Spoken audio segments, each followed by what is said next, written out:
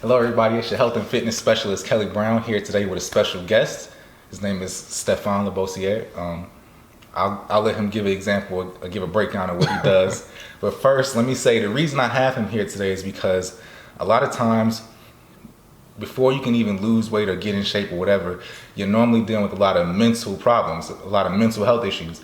And so, not mental health like you're crazy or anything like that, but there's a lot of things that you can go through in your life that will trigger, weight gain, weight loss, or whatever issues that you're going through with your life. And so I wanted to bring him here today to kind of touch on some topics about mental health so that you can kind of get those things out of the way before you start on along in your fitness journey. So I got a couple questions here. He doesn't know what I'm about to say to him. So we're going to interview him here and I'm going to see what he comes with. And so I'm going to try to not edit this as much as possible. Okay, so y'all hang with me. All right, so the first thing is, how does a person deal with insecurities, you think? How would somebody go about dealing with the insecurities? It depends on where the insecurities came from or where they started. So if it's a matter of you question how you look, maybe because I had a client once where, believe it or not, the father would tell her she's ugly.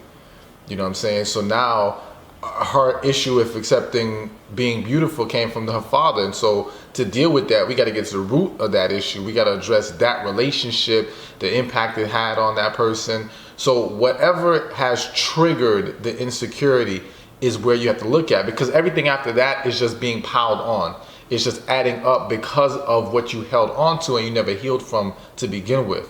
But once we heal from that initial thing, now everything else can be taken care of. And what's the process of trying to heal from that particular instance? I mean, with each individual, you got to go deeper into it, and some things may vary, but for the most part, it's going to require, getting some things off your chest. It's going to require forgiving. It's going to require changing your mindset or practicing a new mindset. You're going to have to reprogram yourself. If you've been programmed to believe you're ugly, you're this, you're not good enough for that, well, now you have to tell yourself the opposite. And you have to remind yourself daily, weekly, constantly, so that you can now embrace that new mindset and get rid of that old one.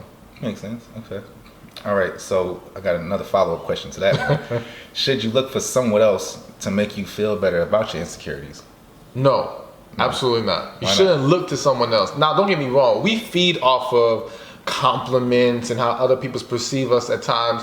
And that's nothing wrong with that, so to speak, but you don't want to rely on that. You don't want to become dependent on what other people think, because now you could get 10 compliments in a row and you're feeling great, and you get that one person who says you don't look good or who rejects you, and now you internalize that.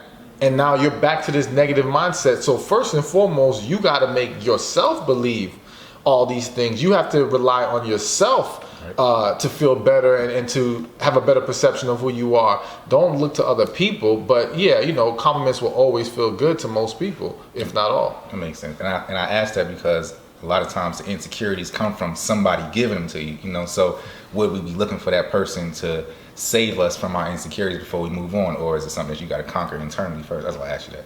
So, all right, the next question is, should you conquer your insecurities first before getting into a relationship? That would be ideal. I mean, let's be real. I have to say, the vast majority of people are not conquering their insecurities before they get into a relationship. They're trying to brush things under the rug and hope to just move past it, or they're feeding off this other person, showing that they desire them and that they want them, and they're letting that get them through, so to speak. But it would be best, because again, if you carry insecurities into that relationship, now even when that person doesn't do anything wrong, as in your partner, if they unknowingly do something that triggers that insecurity, now we're back to square one. Now we're having this whole blow up, all because of something that has nothing to do with them. It started from the past. So you don't want to let that linger. And a lot of times, if you hold on to insecurities, you're going to end up with the wrong person, because we start embracing the wrong person into our lives based off our self-worth, based off what we think exists out there. If you think there's no good guys or no good women, well, you're going to settle for a bad one. Right, that makes sense. So it's important that you fix that before you go entertaining anybody in a relationship. Do you think you can see weight gain or loss as an insecurity, or somebody's size, like their physical size or their appearance? Would you consider that an insecurity?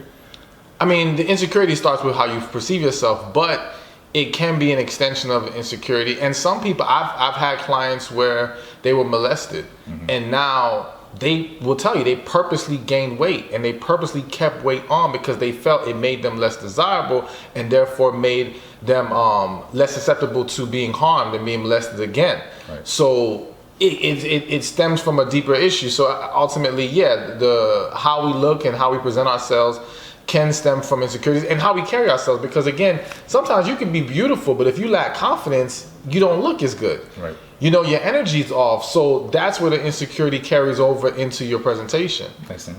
Okay. I guess the last question is, have you ever struggled with insecurities? And if you have, so how did you overcome them?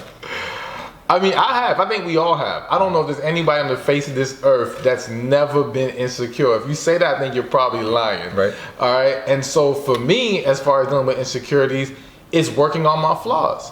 If I don't like the way my body looks, or I'm gonna hit the gym harder. I'm gonna change my diet. I'm gonna find ways that I can get it better. Not that it needs to be perfect, but get it to a place where I'm feeling good about it. Right. That I'm not feeling so down or feel like it's working against me anymore.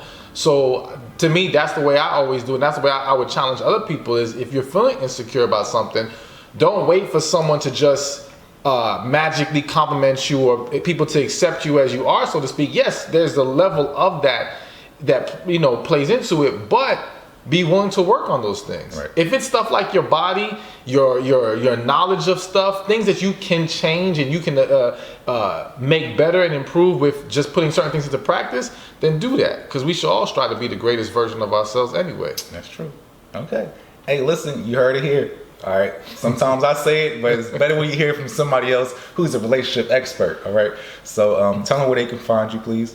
You can find me on my website, www.stefanspeaks.com. That's STEPHAN speaks.com, or on Twitter and Instagram at Stefan Speaks, or Facebook, Stefan Speaks Relationships. All right. And I'm your health and fitness specialist, Kelly Brown. Please, you know where to find me at Get Fit with KB on mostly anything. I'll talk to you guys later.